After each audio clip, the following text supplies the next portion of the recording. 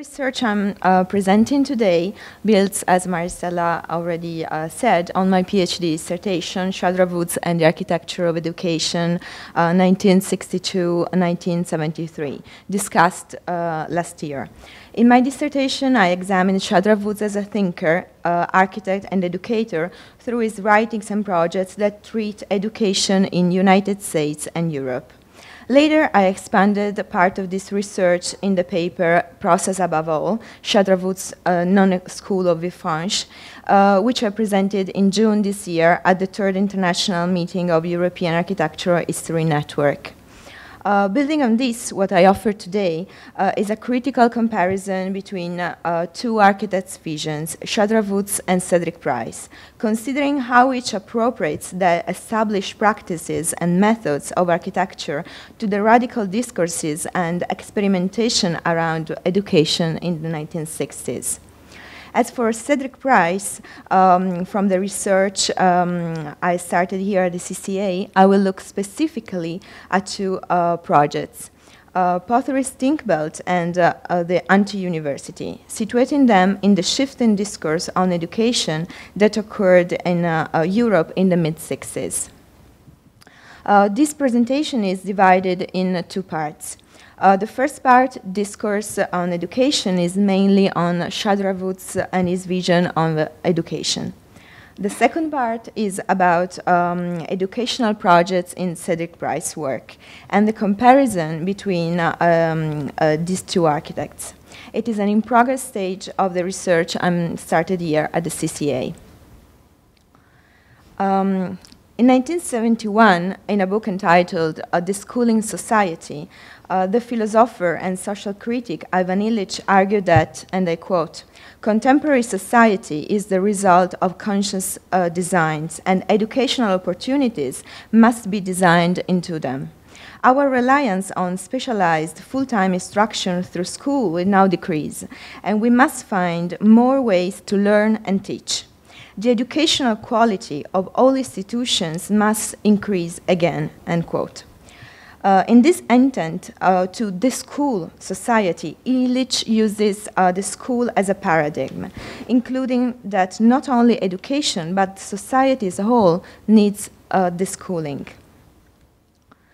Between 1963 and 1968, the two architects and educators that we treat here, Shadrach Woods and Cedric Price, found themselves caught up in the vortex of this revolutionary climate. The field of education was searching for new models. Thinkers sought to reformulate the basic problems of education rather than simply seeking new solutions to old questions. As Illich pointed out, and I quote, "School has become a social problem. It is being attacked on all sides, and citizens and their governments sponsor unconventional experiments all over the world," end quote. Education was an international obsession. Woods and Price offered unique and possibly revolutionary contributions to the debate. During the last part of his life, the architect Shadrach Woods theorized and proposed a process-centered and interdisciplinary model of university education that was derived from the practices with which he and his circles of architects and artists, more prominently Tim Ten and Fluxus, were experimenting during the 1960s. From 62 to 73, Woods developed what he called the architecture of education, through which he sought to reformulate ideas of how universities should function and how they should be designed. Woods' interest in universities can be tied to his professional endeavors in the early 60s.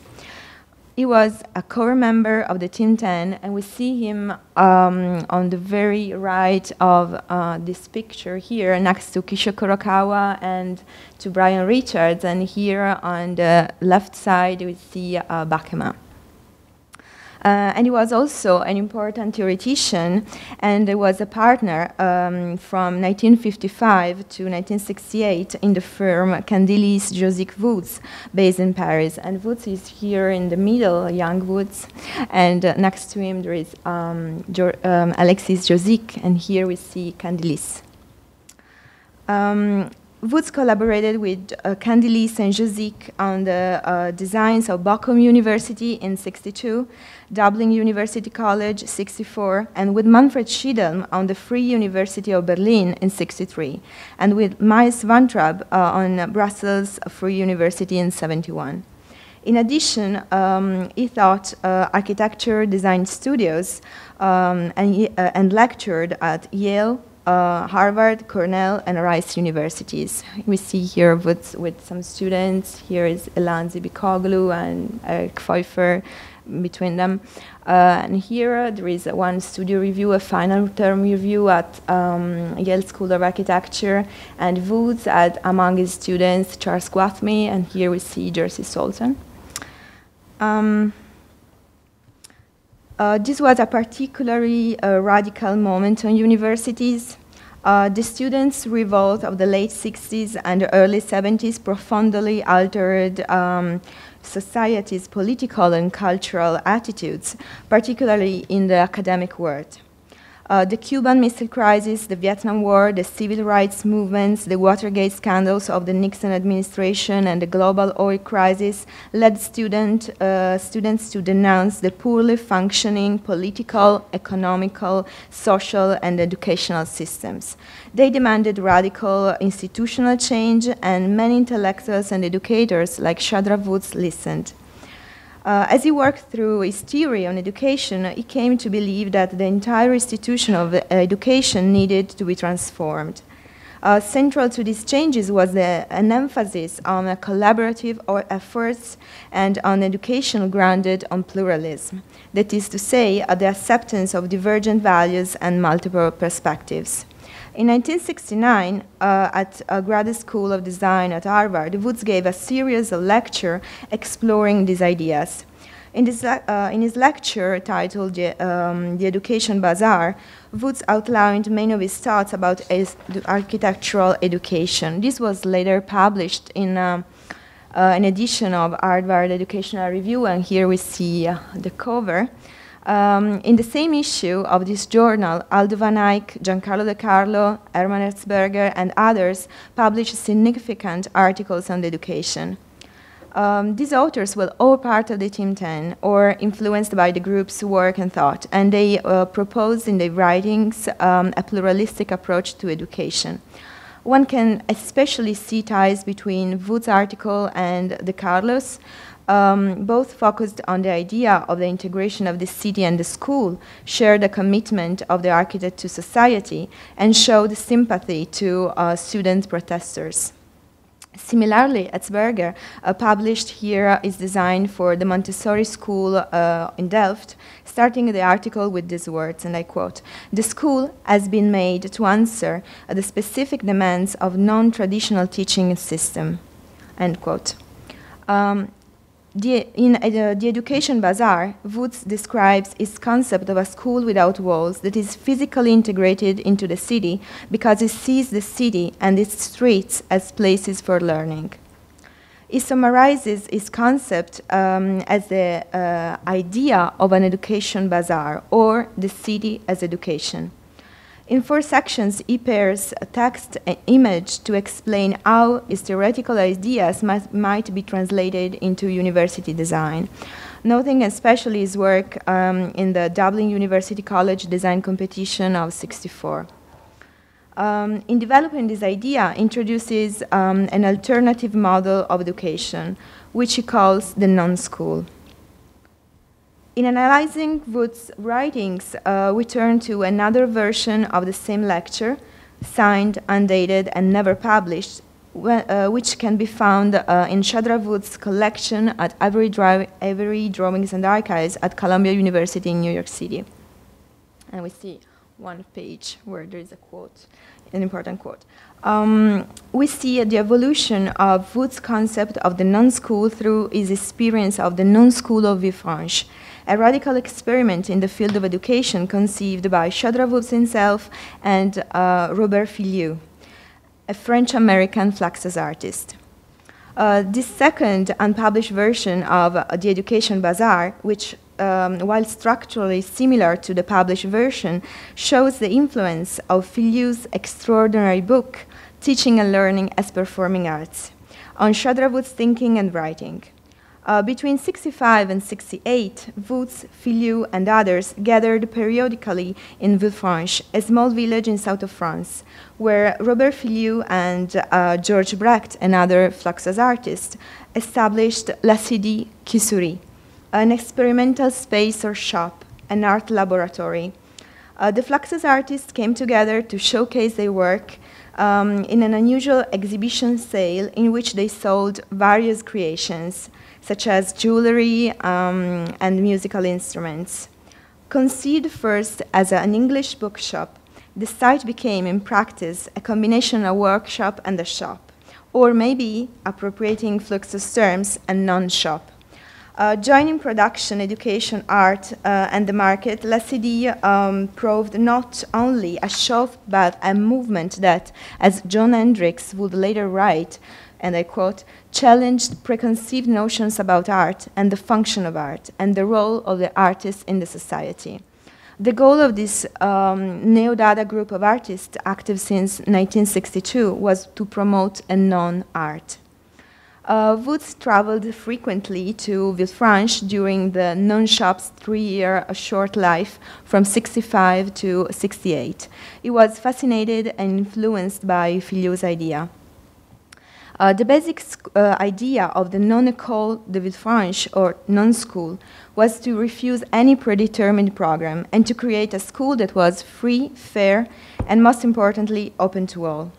A central characteristic of the non-school, as described in Filiu's essay, Teaching and Learning as Performing Art, was, and I quote, to show how some problems inherent to teaching and learning can be solved, or, let's say, eased, through an application of the participation techniques developed by artists in such fields as happenings, action poetry, visual poetry, films, street performances, non-instrumental music, games, etc. In other words, end quote, in other words, the arts must have a core role in the educational process. They would enrich it and give it new perspective.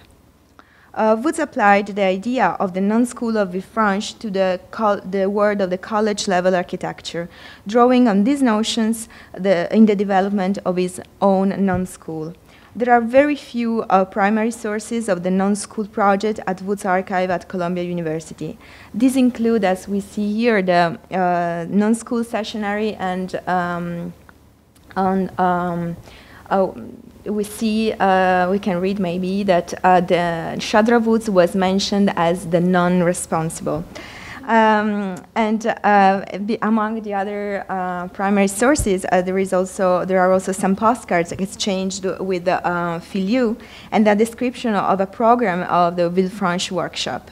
Robert Filiu also discussed the subject in his 1960 book, Teaching and Learning as Performing Arts. Although Woods' non-school was never realized, the concepts and ideas influenced the curriculum at Harvard and other architecture schools where he taught. Indeed, in a recent interview, Eric Pfeiffer, architect and a former student of Woods at Harvard, insisted that the non-school did exist at Harvard under Woods in the personal and non-academic way that he conducted his design studios.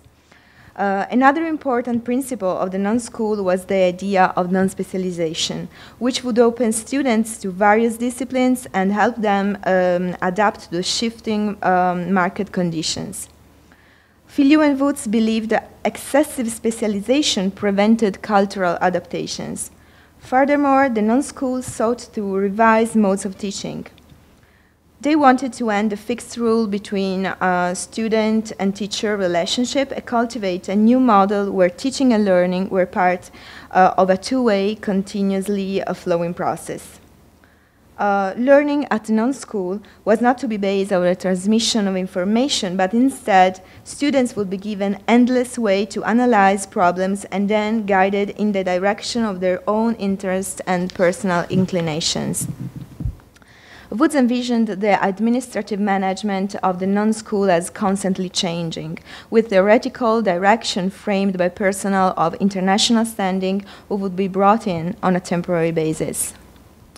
While Fluxus provided one model for Woods, it was heavily influenced by Tim Tan. And here we see a photograph of the Tim Tan meeting in Berlin at the Free University in 1973. And on the right, holding this paper, there is Aldo van Eyck. This is probably Oswald Matthias Ungers. This is Giancarlo De Carlo and Peter Smithson. And here, Candelis.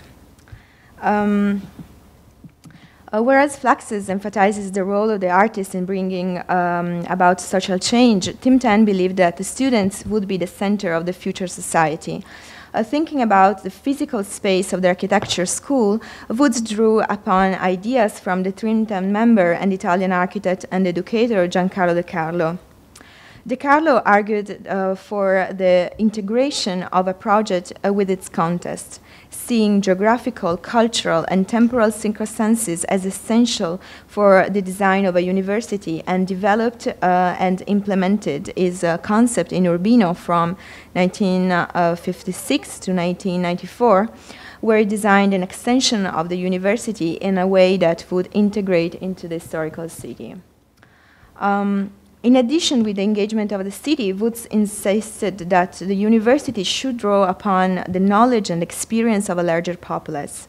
He explains, and I quote, with the revision of academic structures where the entire system becomes adaptable to the need of the entire world and where the global viewpoint can be reflected in the educational process, urbanism and education come together. Education will become a necessary part of the physical milieu. End quote. Moreover, in thinking about the city itself as a space of education, he argued, the cities represent the future of the Western society, and schools represent the future of cities. City and school intervene to an inextricable degree. Woods tried to give form to his theoretical experiment also in his design for the Free Berlin University. In collaboration with Manfred Schiedel, Candelis, Josic, and Woods won a competition in '63 for a university design in West Berlin. Their proposal reflected the idea he would later express in the lecture, The Education Bazaar, the oneness of the school, the integration process with the city, the flexibility of spaces and ideas. Described by historian Stanley Abercrombie as one of the most radical architectures of the last century, the Berlin Free University might be read as Woods' manifesto. It was also his last built project, with the first construction phase completed in 1973, the year he passed away. It is based on his process-centered web concept, which he presented in 1962 in the journal Le Carré Bleu. We see the pages here. Later defined as a mat building or ground scraper, this architecture was conceived as a platform or a slab that would facilitate encounters among students and teachers, helping to overcome differences between them. In the first years of its life, the school was always left open, but it was soon brutally vandalized. Later, some restrictions were introduced. In the first phase of the project, the young Schiedel strongly insisted on leaving the corridors open to the sky to evoke the idea of a city which, with its blocks and its streets, and to stress the concept of a school as a city and a city as a school. Furthermore, Jean Prouvé collaborated with Woods in designing this famous curtain facade and the structure with the goal of producing a light, modular steel structure that would allow for a high level of flexibility and adaptability. Web as a concept is mentioned by Illich in the Schooling Society as well, and I quote, I will use the words opportunity web for network to designate specific ways to provide access to a set of resources. End quote. And he refers to educational webs which highlighten the opportunity for each one to transform each moment of his living into one of learning and sharing. Towards the end of his life, Woods seems to have grown more and more convinced that architecture did not in itself hold the tools to realize his idealistic aspirations. He initiated a deployment not of his architecture but of its methods of operation, including open collaboration, open specialization, challenges to hierarchy, and the utilization of existing urban networks. This is sought to embed in a new architecture of education that, more than any building, design strategy, or disciplinary movement, might produce profound, long-lasting cultural betterment. Well, and now I'll turn to the second part of the lecture. Woods and Price, who probably never met each other, were two process-centered thinkers, critic thinkers before two architects and educators. They both started working as architects after the Second World War. Woods in 1949 at Le Corbusier Atelier in Paris, and Cedric Price in 1960 establishing his office in London. And they are two significant figures who emerged from the reassessment of the modern movement, promoting radical projects and pedagogies as well, into two cultural centers in Europe, Paris and London. Caught up in the vortex of changes of the late 60s, as for education, they made their own proposals, which, as we will see, share common interests and features. Sharing the idea of the schooling, the education, they both committed themselves in rethinking the university through radical experiments, and also in their project proposals, mostly famous Woods 1963 Berlin Free University and Price 1966 Pottery Thinkboat. Well, now I would like to discuss my research here at the CCA on Cedric Price's vision on education. He was one of the most influential and visionary architects of the last century, and Stanley Matthews helps us to frame the cultural context in which the British architect, educator, and polemist Cedric Price played his role. And I quote, "Swinging London was already a mecca of some of the most exciting developments in popular culture. A decade before Andy Warhol began to paint soup cans, the artists of the London Independent Group have already revealed in the vernacular imaginary of the pop art. Not to be outdone, architects joined the fray," end quote. As a guest editor of a May 1968 issue of architectural design that was dedicated to the theme of education, Cedric Price penned a sharp critique on the current education system in an introductory essay titled "Learning." In it, he wrote, and I quote, "Education is today a little more than a method of distorting individuals' mental and behavioral lifespan to enable him to benefit from existing social and economical patterns. Learning," he continued, "will soon become a major industry of every developing country, and those countries with established educational systems will have to restructure more drastically their existing facilities," end quote. He then called on architects to join the conversation, saying that the appetite for learning has received little attention from architects, and yet it is probable that their attention is exactly what is needed at the present to open up, expand, and encourage the growth and change of presently available learning services, systems, and goods. In the same issue of AD, he published his Atom Project, a design for new learning for a new town, an extension of his Pottery Thinkboat, a scheme which he formulated between 1963 and 1966 as a proposal for a flexible institution of higher education that made use of existing infrastructure in an economically depressed area, and published in 1966 on New Society, and in the same year also in Architectural Design. He carefully chose the term thinkbelt to avoid the word university and its implication of a space with permanent buildings. Instead, in Pottery's Think Belt, seminars would take place in railways carriages running on abandoned railway lines. It would be conceived as a network of flexible and ever-transforming facilities linked by the underused railway system of surplus lines, siding and abandoned land in the Potteries, a collection of towns of his native country of Staffordshire. This is a regional scale project which formed a triangle to Pitt's Hill, Medley, and Mayer.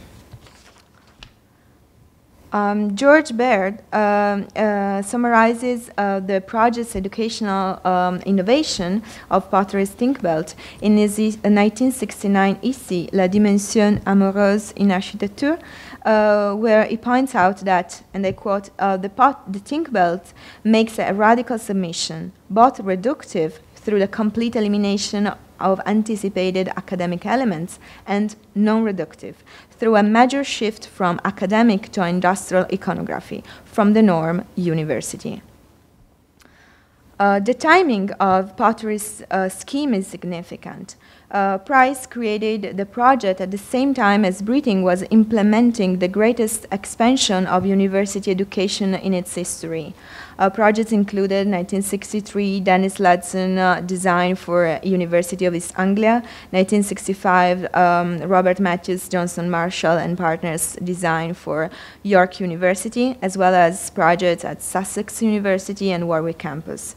As we can read from a draft document in Price's collection at the CCA, he envisioned the Think Belt as operating on a vast scale and oriented toward science and technology, a kind of cross between Berkeley in California and the College of Advanced Arts.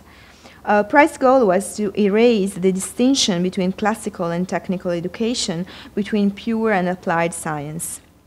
Pottery's Think Belt would accommodate 20,000 students and, in his words, break down the isolation and the peculiarity associated with further education. The magnitude of the project, he believed, would require the involvement of the whole community and convince people that higher education is not merely desirable but essential. Price was involved with, and we see here 2 invitations he got in the early 68, and he was the only architect involved in the Anti-University of London, funded by the psychiatrist Joseph Burke, the sociologist Alan Krebs, and others in 1968 in 49 Rivington Street, which sought to eliminate traditional institutional structures and to abolish the distinctions between students and teachers. From the first page of the Anti-University First Catalogue, we can understand its founding statement, and I quote, "The Anti-University of London has been founded in response to the intellectual bankruptcy and the spiritual emptiness of the educational establishment, both in Britain and in the rest of the Western world. It seeks to develop the concepts and forms of existence, of experience necessary to comprehend the event of this century and the meaning of one's life within it, to examine artistic expression beyond the scope of the unusual academic, and to promote a position of social integrity and commitment from which scholars now stand aloof." End quote. Like Woods and Phileas non-school, the founders of the Anti-University wanted to overcome the status between teacher, student, and course by creating a school that had no more hierarchies and was open to all. The Anti-University of London is not a university or a school, the brochure noted. It gives no credit, no grants, no degrees. Instead, it would be a meeting ground for discussion, discovery, rediscovery, and revelation. The catalogue of the courses, or anti-courses, described more than 30 anti-courses on the array of topics from political theory to avant-garde arts and poetry. Among the figures giving courses, there were journalists, poets, filmmakers, artists, political theoreticians, psychiatrists. Unlike the non-school, the anti-university was realized. It took place in London in '68, but had a short life. At the end of the 1968, an announcement was made in the underground paper International Times. The anti-university is dead. Long life to the anti-university. After leaving the building in Rivington Street, here we see the entrance, meeting continued to take place in private homes and pubs around London, coordinated through a phone line and through advertisement on the paper International Times. Enriching the conclusion of this presentation, both Shadrach Woods and Cedric Price were architects deeply concerned about education and involved in radical experiments with education. Both sensed that the established methods of architecture offered a unique platform from which to conceive and to implement revolutionary reforms in education. Both conceived architecture in terms of systems, a prominent concept in 20th century architectural discourse. For instance, Woods titled a 1963 article, Urban Environment, The Search for System. In a structuralist vision, the search for a system, for a rule to define a design, was a fil rouge in Woods' work that also led him to the concept of STEM in '61 and Web in '62. Price's pottery think belt was mainly an infrastructure for learning, composed by what Price calls in his drawings learning system units, a system for learning in a synthesis of and the dryness of its formal composition. The characteristic can be seen also in their representation of the projects, which was often communicated to through diagrams. Appropriating another concept that was essential to architectural practice in the 1960s, both men also emphasized a vision that was process-centered rather than form-focused. In an essay about pottery's think belt, Rainer Banham challenged the presumption that the project should be understood as an architecture in a traditional sense, inquiring rhetorically, and I quote, "Who said that the project was ever intended to be architecture?" End quote. Banham focused instead on the project's character as a creative intervention into cultural and economic operations of a troubled region in England. Woods' main theoretical contribution on this topic is in his article already mentioned, STEM and Web, where he presents his group design strategies as well centered on not focusing on formal results, but rather interpreting architecture and urban design as organizational forms. Central to both Price and Woods' thinking and work in their opposition to permanence and their emphasis on change is time. The fourth dimension, Price wrote, and I quote, "What I'm talking about in the pottery's think belt is the capacity for activity to change as a result of thoughts changing. And the resulting architecture can last as long as these thoughts are current," end quote. Time is also named architecture's touchstone in a Cedric Price Banham lecture from 2001 that he concludes with this word: "Every day, whatever we do, the awareness of time is a meaningful fourth dimension, is the key." Similarly, Woods emphasized that society is constantly transforming and that the architects needed to integrate this idea into their design process. Flexibility, openness to change, and performance stand at the forefront of both his writing, The Education Bazaar, as well as his building of Free Berlin University. On the other hand, thinking of the only fixed element of the Fun Palace which was agreed, Cedric Price developed an architecture that doesn't require permanence, but is about change and fluidity.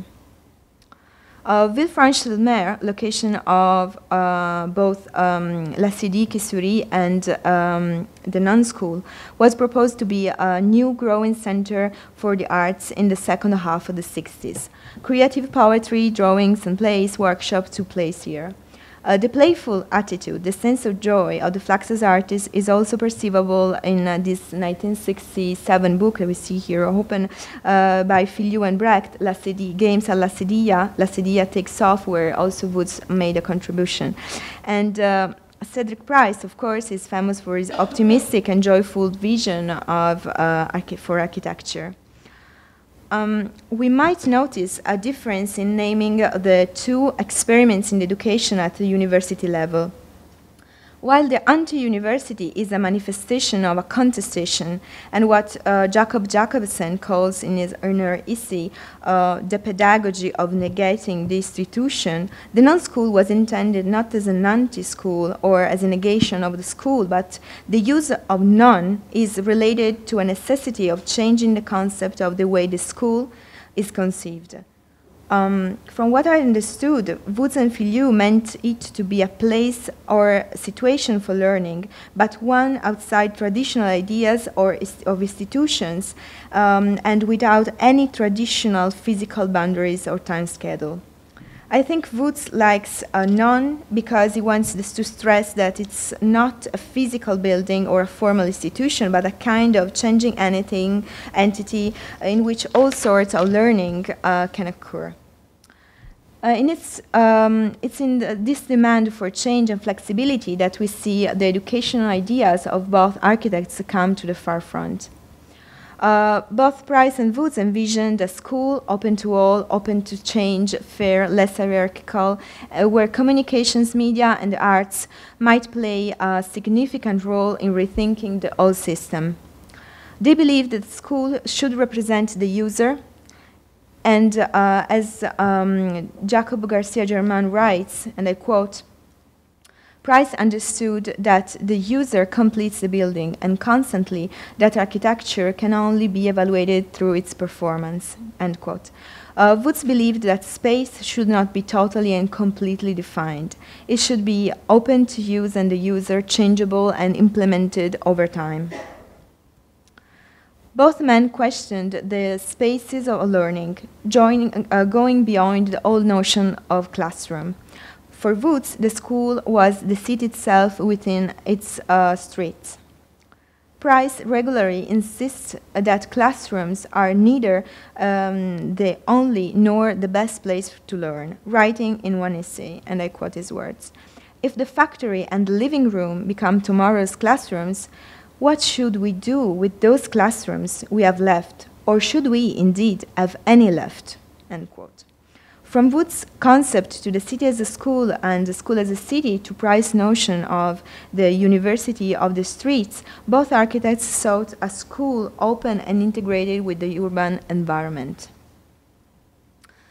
Despite the many parallels, they too disagreed on where the emphasis should lie in transforming education. Price argued that communication techniques and communications media were essential.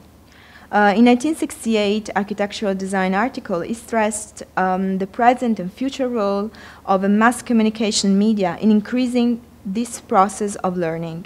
By contrast, Woods focused more on the role of the artist in the educational process, as the non-school experience shows. Despite their differences, Price and Woods show striking similarities in their rethinking the school, and in particular the university, committing themselves as architects in the society they were living in. And we might find this last difference, their stress on communication techniques on one hand and the role of the artist in the learning process on the other hand, as a starting point for future discussions and studies on the importance of their complementarity in education. Thank you.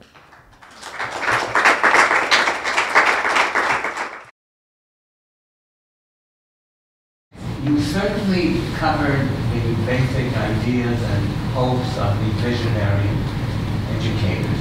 Unfortunately, their ideas are based more on myth than reality. For most of recorded history, education served the interests of the ruling classes, whether it was the church or the aristocracy.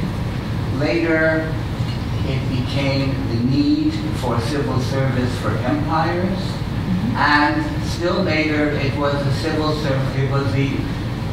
society needed on the mass industrialization. Never do we have any society of any large size where education was intended to be a humanizing, civilizing experience. It was basically done for practical purposes. Whether it was successful or not is a different question. Now, so what gets me, though, you see, is it's very enlightening in a sense to listen to these visionaries, except they never get around to telling you how are we going to make the transformation. They tell you what ought to be done in the interest of, you know, whatever you want to call it, humanity or whatever it is, but they never tell you how you're going to transform our very conservative societies. And we don't have to go even further. Just take Montreal as an example. On the French side of this city, over 55% of students drop out of high school. So what are we talking about when we're talking about these visionary ideas? And I might add also, in terms of architecture, the vast majority of buildings devoted to education were never intended to foster creativity or openness or pluralistic society, aside of the odd experiment here or there. So how are we going to, how do these people suggest that this magic formula is going to transform our way of life?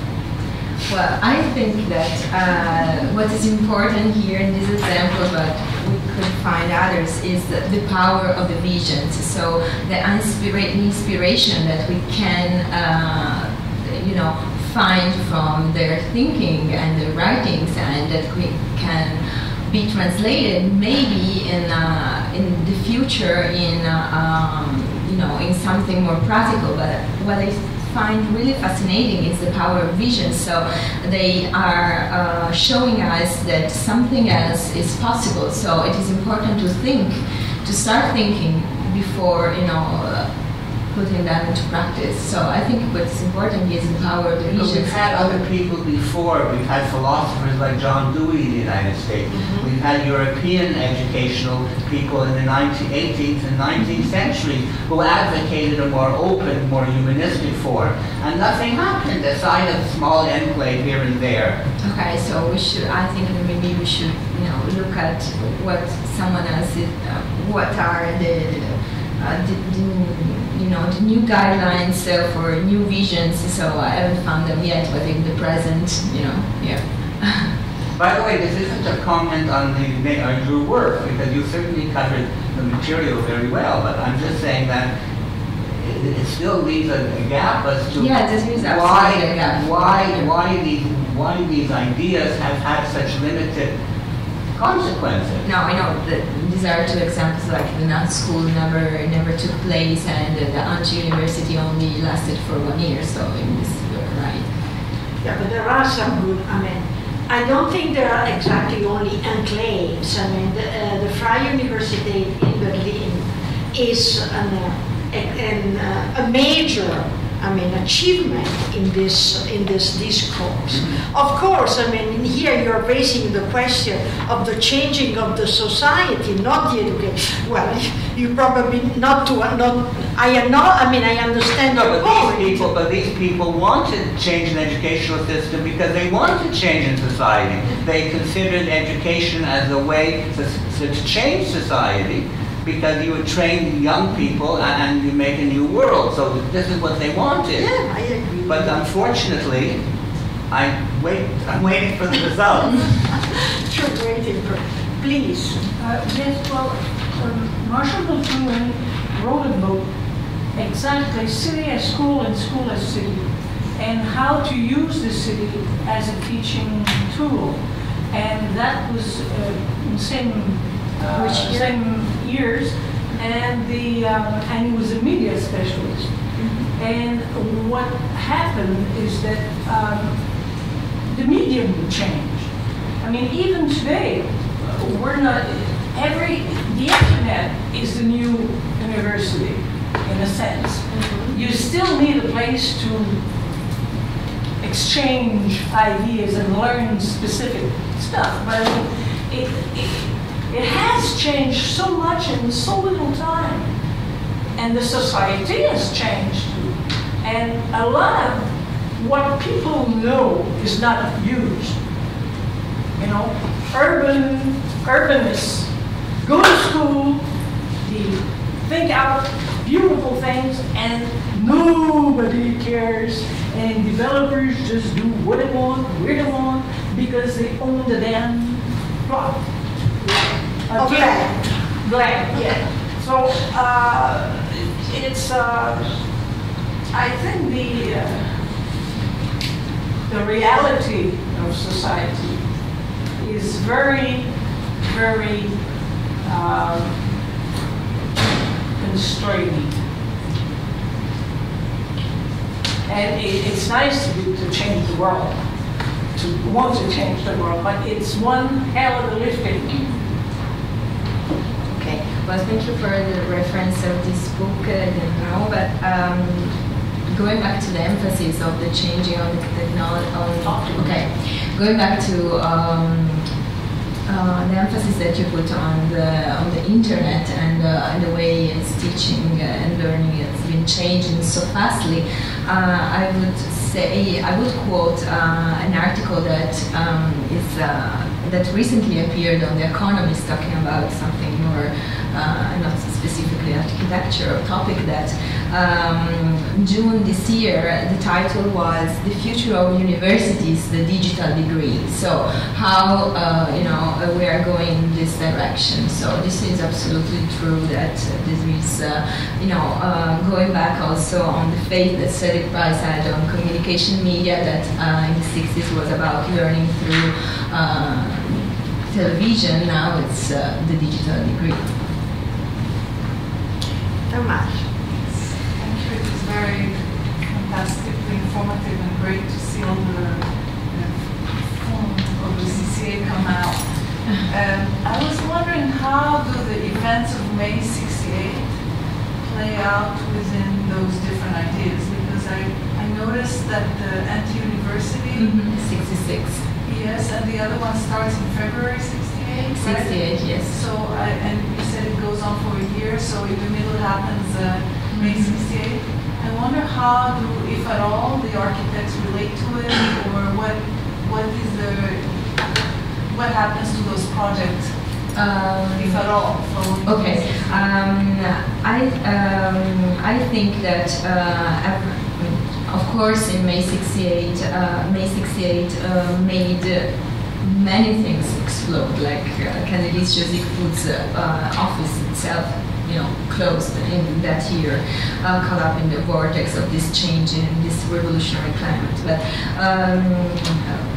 probably the May 68, which is exactly in the middle of the experience of the anti-university, played an important role in the dissolution of this experience. But as for the non-school, this is of course also important milestone, but it's more related, this thing that the non-school never happened is more related to Shadrach Woods' personal life. So he got ill and this never happened, and a lot of projects were interrupted at a certain time. So it's a more personal thing, and the other is of course much more related to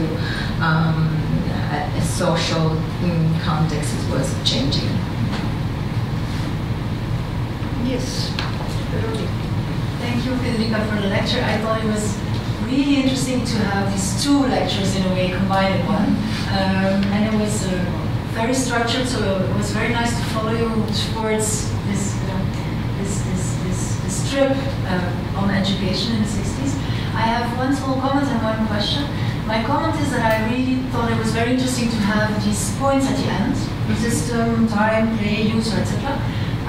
At a certain moment, I was a little bit confused if these points of conclusion were points related to the architecture of education or towards an educational approach of the two men. So that's something I was wondering if they are for both, then it's kind of too perfect, because there is only at the end something in which you distinguish them. So that's one thing. And my question is, can you talk about architecture, or could you talk about architecture within this educational approach? And could we speak in the non-university or in the anti-university and non-school about the non-architecture? Does architecture still exist as a content, as a subject, as something that was taught? Or are we going much more towards the urban, media, arts, etc., etc.?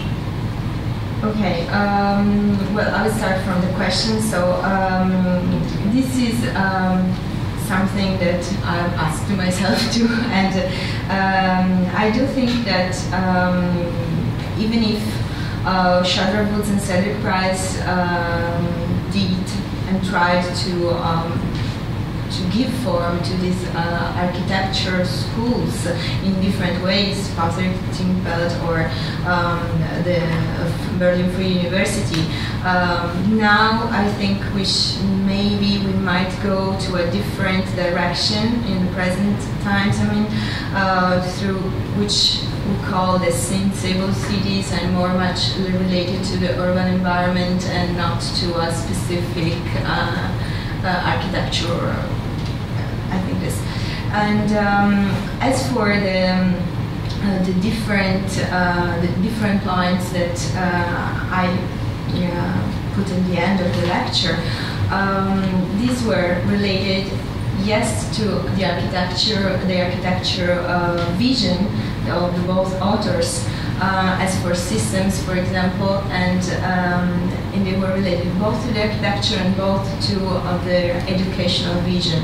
So, studying these two authors, I started building this comparison not only on the educational approach, but first on the architecture and the vision about design, and then on specifically on the architecture, on the education approach. So they're both. Might be possible, to think about the certain, following Veronique, ambiguity and necessity of this ambiguity between the learning system and the architectural system, which I think, it's, this is following your approach at this point. You give us some feed, we can think about disambiguing this, because also your whole discourse about, learning and teaching. Learning is something that is the result of the teaching, but maybe also through learning you teach. So there are all these double sense, like non-school and anti, that I think should be a next step for your project. Because solving this ambiguities will also clarify where architecture is and the process is based. Caroline, sorry. Yes, Go ahead. Along those lines, I think it would be really interesting and it could help to clarify what is the vision of education and what are the spatial qualities or the configurations that are necessary for this vision to go through, let's say. I was wondering if there were documents that would expose or reveal the content of the courses. Let's repeat. Yeah, well, just the themes, or if there was some syllabi or some non-syllabi. And I think the content, the story that would be told in those non-classes or anti-classes is relevant. Or it could, if there is something. Well, thank you for the suggestion for the next stage of the research. In fact, this is an in-progress stage. But as for the content of the lessons and the syllabi, as for Woods, there is for the non-school, there is only a program for what he calls a Villefranche workshop. That was supposed to happen while I was teaching at Cornell in '70, but never happened. but we can find in this archive some studio syllabi, and so we have these documents of Woods, but not related to the non-school specifically. And as for Cedric Price, this is absolutely the next stage of my research. So I will go through the syllabi or these works. And as for the non-university, inside the catalogs that are here, the CCA and the Cedric Price font, there are like very quick notes about the courses, but more specifically, like a title for the courses, and more specifically the curriculum, or just of the teachers or the persons who are giving the courses. So if they are political theoreticians, if they are artists, poets, or whatever, and what they did before coming to the University of London. Questions? Yes. Oh, sorry. One and two. Yeah, go ahead. I also wondered, you could also expand on the time issue, because you were mentioning all these performative practices like flushes, like even the work of Price when he was doing the Fun Palace or the Think Belt, he was thinking about these economically depressed zones, but the Fun Palace was actually almost like a dissolution of architecture, where it's more about the kind of condensated relationships, and maybe what we've seen in the recent times with the student struggles and uprisings here in Quebec and elsewhere, how the campuses, urban campuses, are so much in friction with all this, and how there's all these kind of extracurricular activities that go on, and that do not relate so much with architecture, but more with things that build up in time. Experiments like Rochdale in Toronto in the 1970s, that was like, it's a kind of utopian experiment. It kind of condensates itself into very little.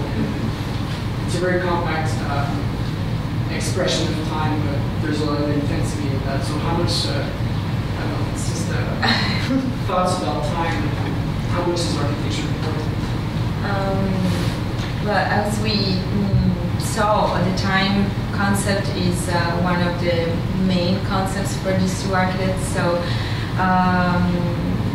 architecture can sometimes be seen as a place where something else happens, and if we go to a small scale, we see the Fun Palace. If we go to a bigger scale, there is the city as a learning place. So yes, this is something I was thinking about also in the research, and I would try to put in this paper.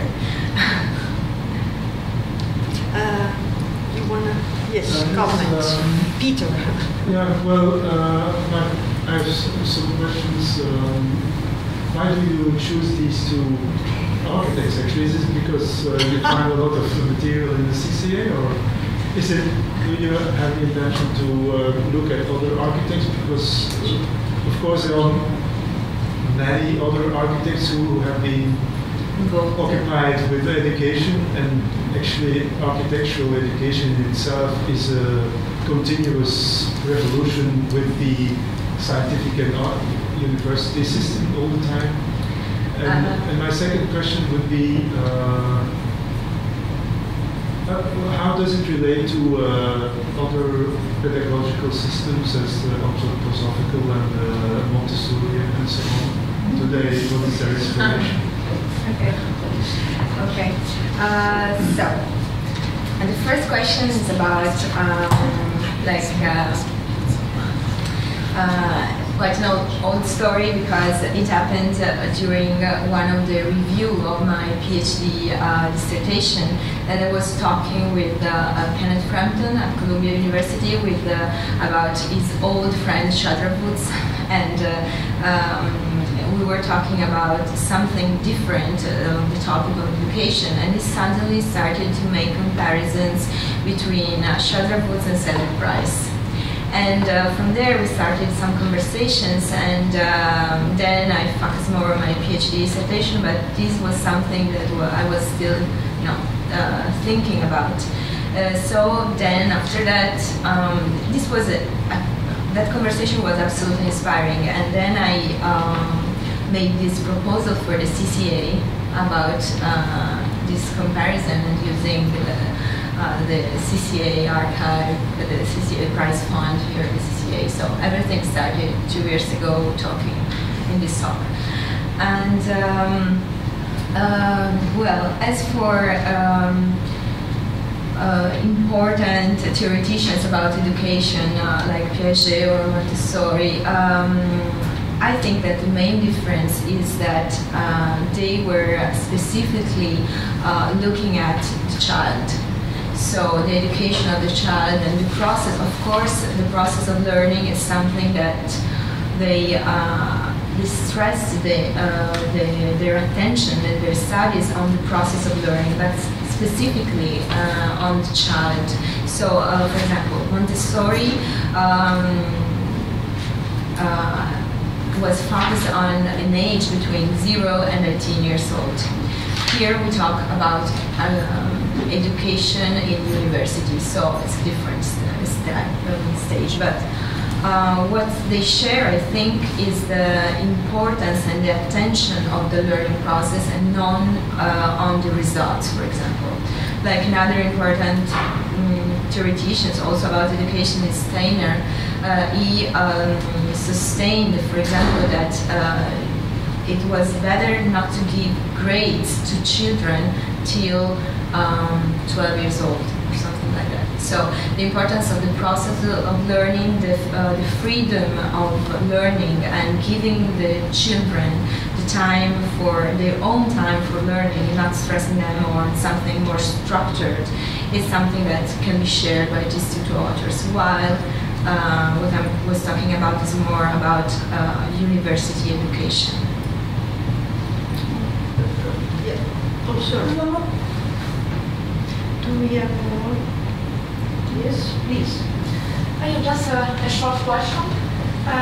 It was very nice to follow you in this discovery, this vision for the education.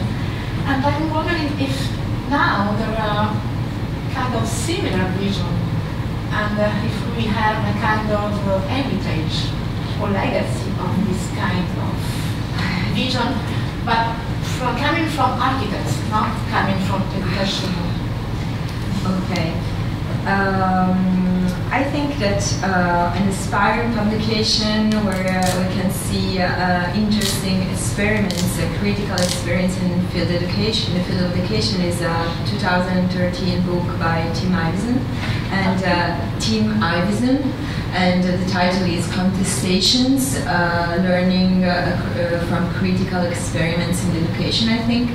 And there are mentioned more contemporary examples of rethinking the education, but none of them comes from architects. The most recent from those he mentions is a 2001 school that was founded in Barcelona and in San Marino by a person who was significant in the cultural context of those years talked about, which is Franco Berardi. And the school is called Cherchaient, and is something that is about a school for social imagination or something like that. But I still found like a contemporary example coming from architects.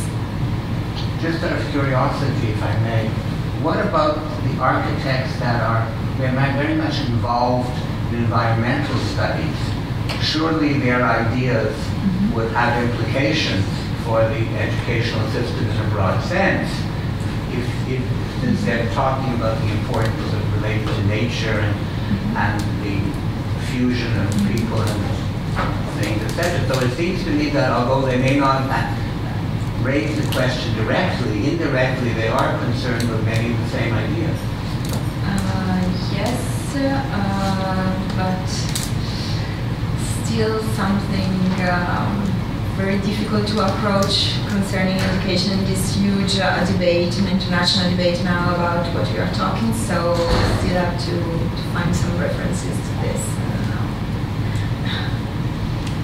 have Yeah, go ahead. Just a This small- is a free platform. I had a small association when you were talking about the school without walls, and I was reminded of the translation into English of Henri Malraux, the Musée Imaginaire, which was translated into the museum without walls. And I think it would be interesting to check when the book was translated into English, and I think it was in the 60s. Okay, So I wonder to what extent, the school also as a cultural institution, sort of like as a parallel to the museum in a way, as a cultural institution, maybe there's something to it. Okay, thank you. I will absolutely look at it. I will think so.